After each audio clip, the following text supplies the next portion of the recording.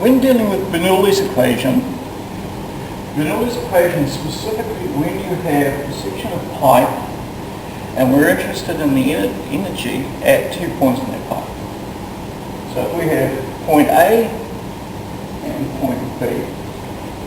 So what we're going to do here, at these points, there is a certain amount of energy at this point. So, and we express this in term head. There's three types of head. There's three types of energy in this pipe at each point. So this works with closed pipes. So here we're going to have what we call the head. All head is measured in meters, or all heads are measured in meters. And this represents the potential energy. And this is the height that this point is above or below a certain point. So when we say the head, how high is this? How much? And that's basically what this is, the height at point A. Then what we've got is we've got the pressure head.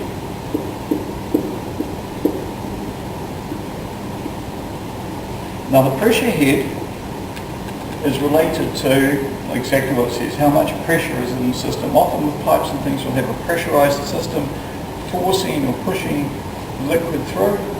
This gives us this information. And we're going to have the velocity here. If anything is moving, then it's going to have kinetic energy. And this is measured in the velocity.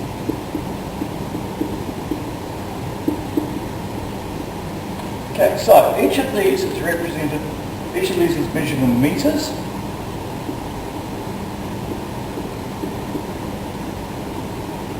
Meters of head. Okay, so we're going to shoot. So H equals the height above the point. Above the data point. So if I often we'll define this end as actually being 0, and we'll set this end as being something else. But often, okay, so the pressure head is going to equal the amount of pressure in the system, the amount of pressure at that point, divided by the density of the fluid, and that's going to be in kgs per cubic meter, and it's also going to be divided by gravity, which is in meters per second squared. So if we do this, this will convert the pressure from pascals into the pressure in meters. So that's what this does. This converts it into meters.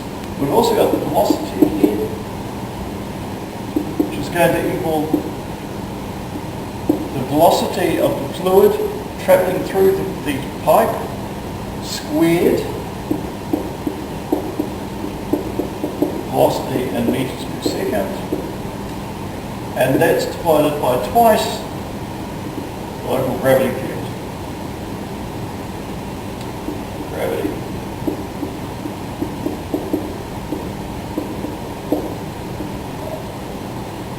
If you cancel all of these units out, you'll notice that you end up with meters squared, second squared divided by meters per second squared.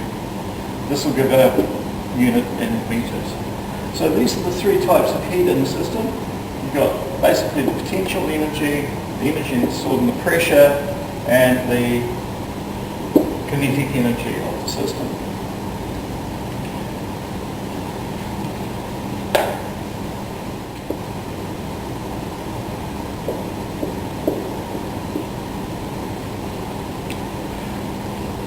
So if we're taking into account, so what we've said is the head in the system is going to be made up of two things. So the head at A plus the pressure head at A and the velocity head at A. So at A is these three pressures. Now due to conservation of energy, because this is energy, it says the energy here must be the same as the energy here, at least in an ideal world. So that means at B, here, if we add all of these up, the pressure head up, the head and the velocity head at B, we add all of these up, it's going to equal the same as that. So this total head here is total head here. Now remember we can do those substitutions, so head A plus, we said the pressure head was equal to the pressure at A over rho G plus velocity squared over 2G equals the pressure head at P plus the pressure at B rho G plus the velocity at B squared over 2G. And that is Bernoulli's equation. Basically it's the conservation of energy on this side is equal to the energy on that side. Total energy. So the next question is, how can we actually apply this? I knew you should ask. So let's actually take an example. Okay, so let's say we've got a pipe going down a hill.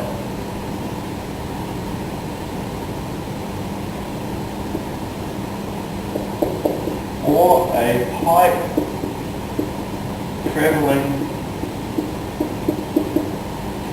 down a hill. Up at the top,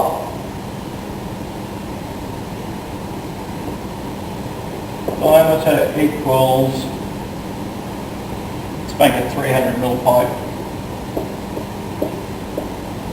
Down the bottom, diameter equals 150 mils.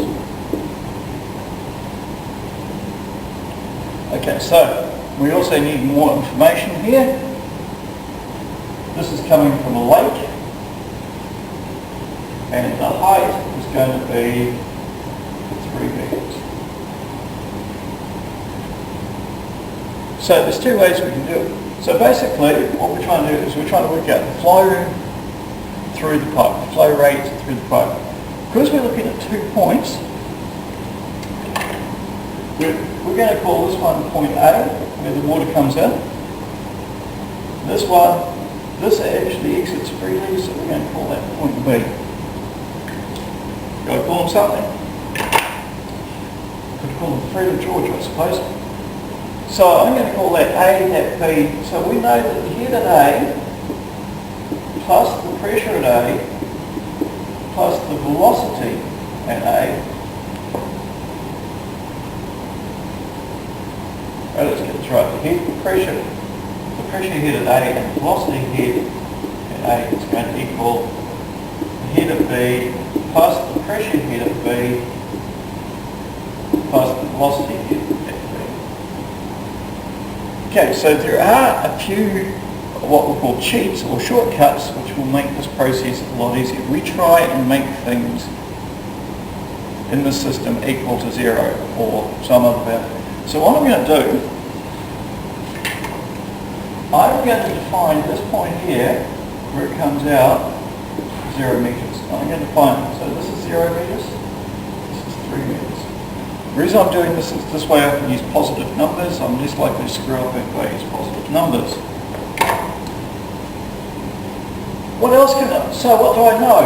I know, let's write this out. So head A plus pressure A over rho G plus velocity A over 2G equals head B plus pressure B over rho G plus velocity B over 2G. Okay, let's ask the question, what velocity does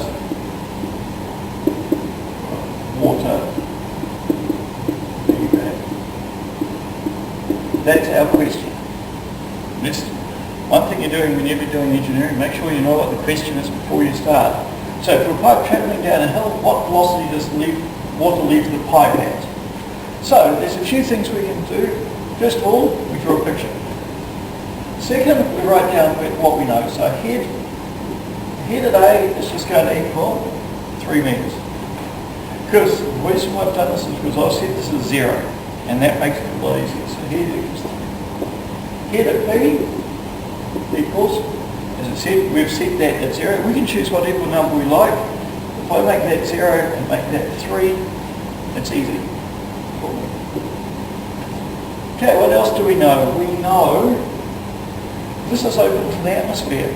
So we're going to, the pressure at A is going to equal, we're using this equation, pressure at A, because it's open to atmosphere, and we're going to use a gauge pressure. Gauge pressure means how much higher is it compared to the atmosphere. That's actually 0. And because this also exits to air, this is also equal to 0. So the pressure at point B is also equal to 0. So we can actually get rid of 3 terms out of this equation. We'll do that in a second. What else do we know? We know... So the pilot, we know, done that one.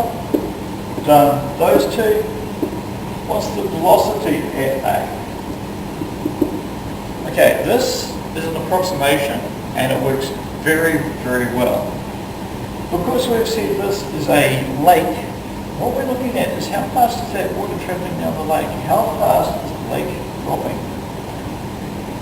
And the answer is, compared to this, the lake is dropping very, very slowly. In fact, it's dropping so slowly, we can actually say the velocity as A is equal to 0 metres per second.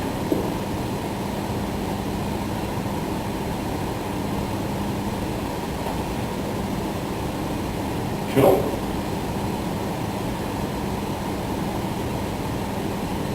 But that's, okay, it's not quite true. It actually has some velocity, but when you compare it, comparing the size of everything in there, the surface of the lake compared to the whole size, this is going to be well under 1% error. In fact, it's going to be less than 0.001% error. So we can say this is actually good enough for us. So now what we have, if we look at our equation here, we get rid of everything that's got a 0 next to it. VB is what I want to find out. If I get rid of everything that's got a 0 next to it, I can get rid of that. I can get rid of this whole term. I can get rid of that. And because 0 divided by anything is equal to 0, I can get rid of that whole term. Outlet pressure is also 0. The velocity in is 0.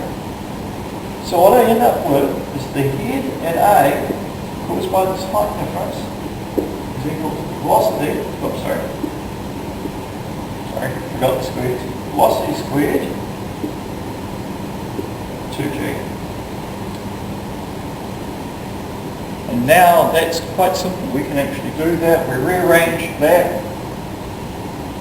We're going to come over to this side of the board. So,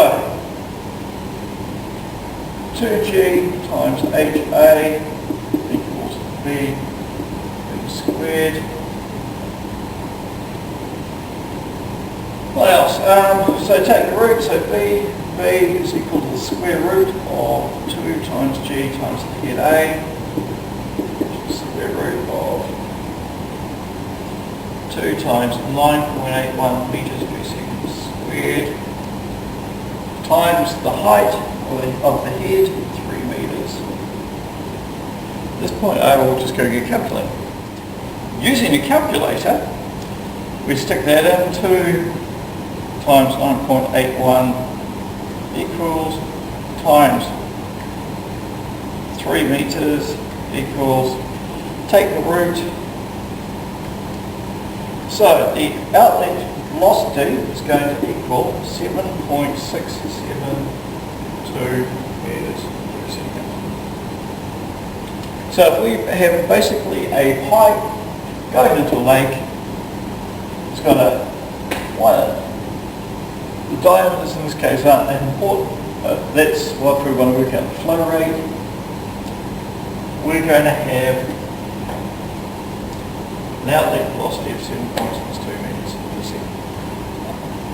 7.672. Yep. Okay, so now let's ask a different question. This is really part B. This often occurs when we're dealing with Bernoulli's equation. Let's apply the continuity. Let's ask a separate question. Okay, well, let's enter that data there.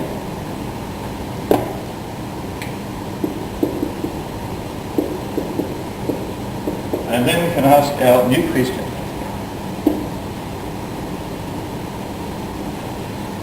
All of this.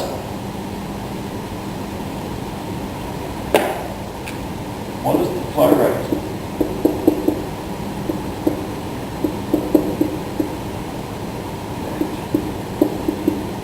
So how much water is going through this pipe every second?